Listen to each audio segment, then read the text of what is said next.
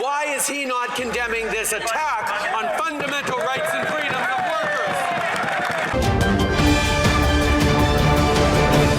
Well, I guess in the meantime, Canadians will have to continue to drive to the United States where these medications are widely available for parents. But back here at home, the Prime Minister's $500 billion of inflationary deficits have given us a 40-year high in inflation. Now they're driving up interest rates. Inflationary taxes, including the Prime Minister and NDP plan to triple the carbon tax, threaten to force Canadians to turn off the heat during winter. Tomorrow is the fall economic update. Will the government commit today to freezing spending and freezing taxes? Right, Honourable Prime Minister. While the Conservatives engage in personal attacks and focus on me, we're going to continue to focus on helping Canadians, whether it's directly with a carbon price on pollution that is going to restore, put more money in the pockets of Canadians where it applies, whether it's moving forward with a GST rebate that's landing this Friday in many Canadians' households, or whether it's moving forward on low-income supports for renters and support for dental care for kids, two initiatives that Conservatives continue to stand against. Mr. Speaker, Canadians deserve a government that continues to stand up for them, not Conservative rhetoric.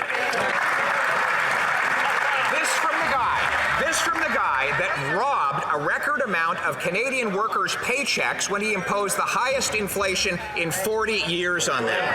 And there was no negotiation for workers. In fact, they all took an across-the-board pay cut without ever giving their permission. And now, the position of his government is that they should have their pay capped.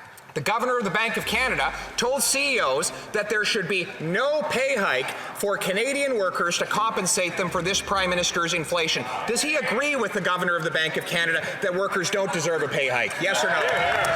All right, Honourable Prime Minister.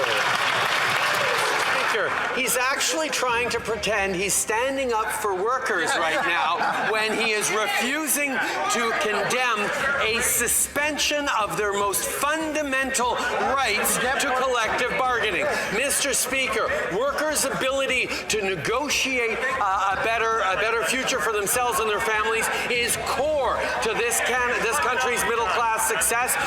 Why is he not condemning this attack on fundamental rights and freedoms of workers?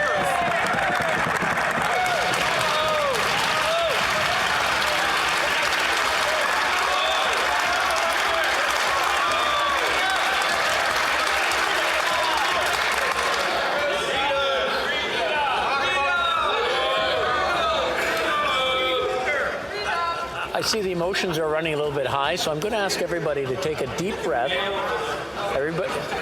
Everybody look at me and take a deep breath. All together now. Okay, now we're going to calm down. The Honourable Leader of the Opposition.